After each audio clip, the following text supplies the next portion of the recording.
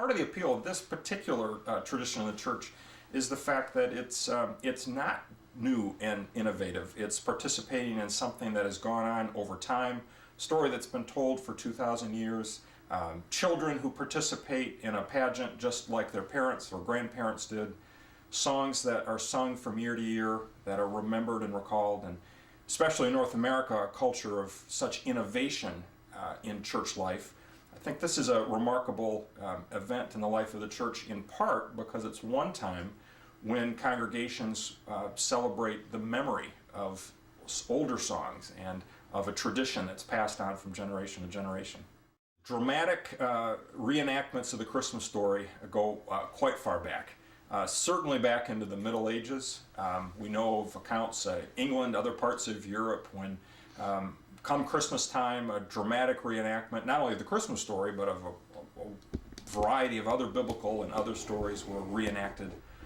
But probably the Christmas pageant as we know it has a more recent history, but it certainly dates well back into the 19th century. What historians are a little less clear about is when Christmas became such a child-centered celebration, and when kids were involved in these dramatic reenactments in a significant way. But certainly it's been decades now since churches of all kinds have reenacted the Christmas story with an intergenerational cast of characters. It's really the humility of the setting that is often depicted in such poignant ways. And I think that is also a key reason the story has such universal appeal. This is not a story of the high and mighty. It's a story of the humble origins of Jesus, and ultimately of, as Christians understand it, a God who chooses to work through very humble and ordinary means. And there certainly are, from coast to coast and in different places around the world, the elaborate, highly professionalized accounts.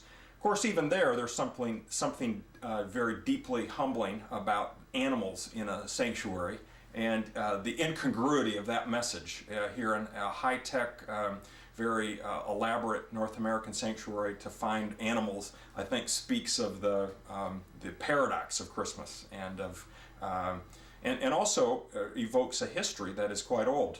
Stories are told of St. Francis in the Middle Ages, of his love for animals and bringing animals into the telling of the Christmas story. So there's a way in which even that evokes an older tradition, but obviously sets it in a very different circumstance. I'm a fan of the small church and of intergenerational community and of children who are not trained in music or as actors who take on roles in the story and learn to sing the songs. Part of the powerful message of the Christmas story is that Christ comes to all persons, and that Christ comes in the humblest of settings. And I sometimes think it's in the lines that are forgotten, and the bathrobes that the shepherds put on, and in the halting rendering of these Christmas songs that are not always sung perfectly in tune, that some of the beauty of the Christmas message is depicted and shown. It's a parable in its own way.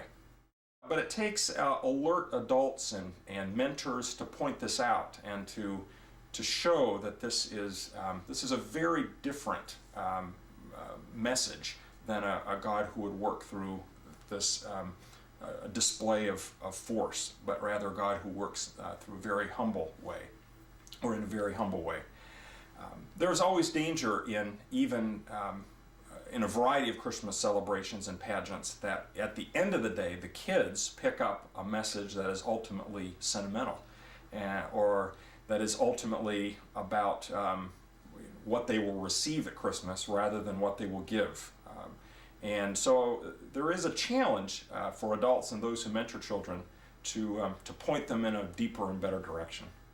Almost all the ways we have of creatively adapting the story or adding to it, almost all of them over time tend to distract from the main message of the story, and often fall into some of the traps of a cultural Christmas that is ultimately about materialism or sentimentality, rather than this God at work through humility, a message of self-giving love for all people. But the vitality can certainly come from the testimonies of people who explain the difference this has made in their lives, and that is an ever renewable source of energy to bring to the Christmas pageant. What I find so compelling about it is that story of God at work through humility. And it's also such a remarkable time because it's the one time, it seems to me, in North American culture where there is a genuine sense of mystery, and I'll even say solemnity. Not somberness, but a solemnity, an awareness that there's something going on here that's much bigger than we will ever understand. And I have that sense today, even walking through a shopping mall when a profound carol breaks in. And certainly intergenerational Christmas pageant is one of the best times to see all of that. Another key element of this Christmas drama is the fact that it has a multicultural dimension right from the start.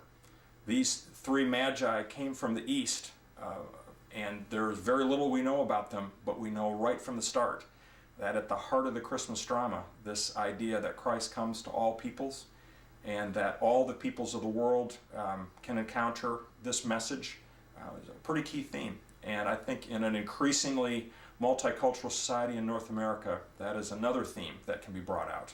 And it certainly challenges any rendering of the Christmas pageant that would tend to create the assumption that the Christmas gospel is just for one group of people. There's a deeply prophetic, subversive, ultimately joyful, wonderful message that comes in that dimension of the story. Incarnation is a big, powerful, mysterious theological concept, ultimately beyond our comprehension and understanding.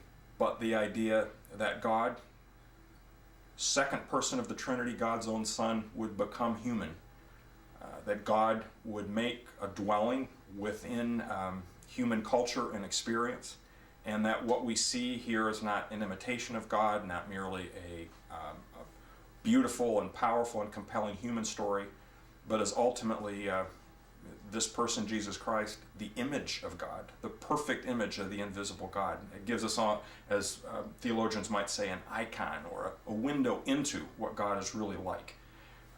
And that is an idea that seems to me we will never fully exhaust, but that offers a much deeper frame, you might say, around the nativity story, a deeper way of understanding its beauty, its power, its significance.